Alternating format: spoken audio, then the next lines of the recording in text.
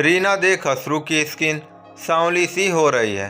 थोड़ा घर का उपटन लगाया कर, इसके बालों की कुआटी भी कम आएगी। नानी के घर था तब तो रोज इसकी मालिश करती थी, और अब देखो जब से दादी के यहाँ से आया है एकदम मुरझा गया है। अभी इसे चांद सा गोरा कर दूंगी। नाती को नहलाते हुए सरिता जी कहने लगी, कहाँ सांवला हो रहा है, आप अभी तो कर देंगी ये उपटन मालिश, पर ससुराल में मुझसे तो ये सब नहीं होता। दीना ने फल खाते हुए कहा, तो अपनी सास से कहा करना, वो करती क्या है सारा दिन।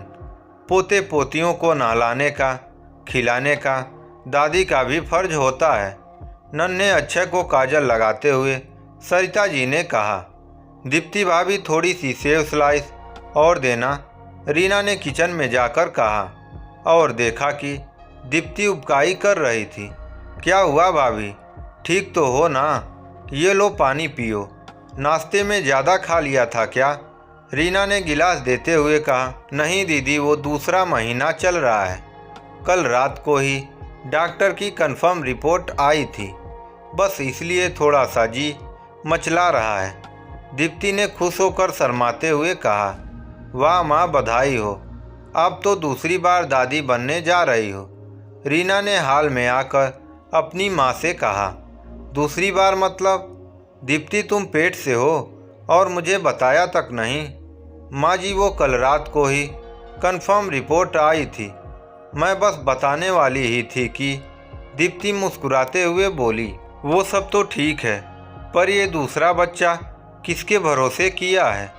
तुम्हारी माँ तो बेड रेस्ट पर है और कोई बहन है नहीं जो तुम्हारी सेवा कर सके, तो आखिर दूसरे बच्चे की ज़रूरत क्या थी? आगे पीछे देखकर करना चाहिए था ना।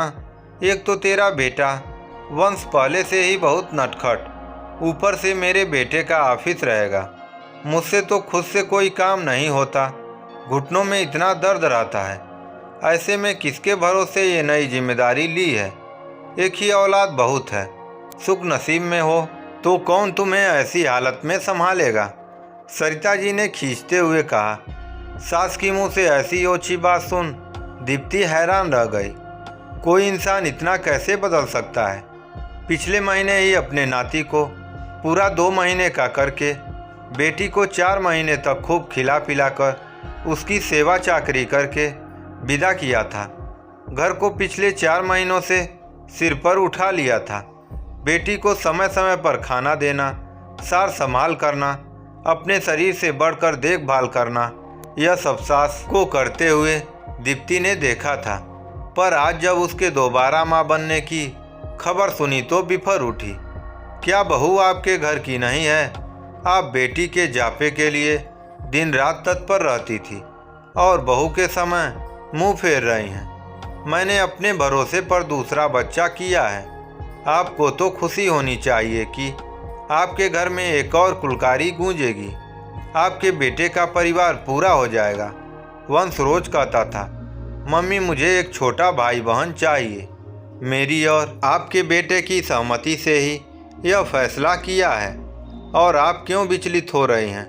जब आप बेटी के गर्भावस्था में उसकी दिन रात सेवा कर सकती हैं, घुटनों का दर्द भूल सकती हैं, तो बहू के गर्भावस्था के समय उसे उलाहने क्यों दे रही हैं? बहू बेटी को 2 अलग अलग नज़रों से क्यों देखती हैं आप? बहू क्या बस चाकरी करे इसके लिए है? वंश के समय मेरी माँ सक्षम थी, वह स्वस्थ थी, तो उन्होंने किसी को भी जरा सी तकलीफ नहीं होने दी। क्या एक बहू को सिर्फ मायके के भरोसे ही बच्चा करने का साहस करना चाहिए? ससुराल वालों की कोई जिम्मेदारी नहीं। दीप्ति ने भरे स्वर में कहा। शांत हो जाओ दीप्ति, अभी तुम्हारे लिए इस समय तनाव लेना सही नहीं है। ये लो पानी पी लो। पति रचित ने पानी का गिलास बढ़ाते हुए कहा, माँ सलाम है आपकी सोच को कि आप अपनी बहू से ऐसी परिस्थिति में इस तरह से बात कर रहे हैं। मैंने सब सुन लिया और आपका लिहाज रखते हुए बस इतना ही कहूँगा कि आपको फिक्र करने की कोई आवश्यकता नहीं है। 24 घंटे के लिए कुछ महीने की हेल्पर की व्यवस्था कर दूंगा। ये हम दोनों की जिम्मेदारी है, हम मिलकर संभाल लेंगे। घर में शांति बनी रहे इसलिए आप आगे से होने वाले बच्चे को लेकर दीप्ति पर कोई तंज नहीं कसेंगी, रचित ने दृढ़ता से कहा। सरिता जी बेटे की बात सुनकर हतप्रत रह गई। दीप्ति सास के इस अनपेक्षित व्यवहार को देखकर बहुत दुखी हो गई थी, पर पति का साथ पाकर उसे एक मानसिक शांति का अनुभव हुआ। क्या दीप्ति का दूसरे बच्चे को लेकर सोचना गलत है? इस कहानी से हमें यह शिक्षा मिलती है कि क्या सास की जिम्मेदारी नहीं बनती कि बहू के गर्भावस्था के समय वह उसकी देखभाल करे, उसकी प्रसूति ससुराल में करवाए, क्योंकि बाद में बहू ही सास की देखभाल करेगी। आपको ये कहानी कैसी लगी कमेंट बॉक्स में ज़रूर कमेंट करें।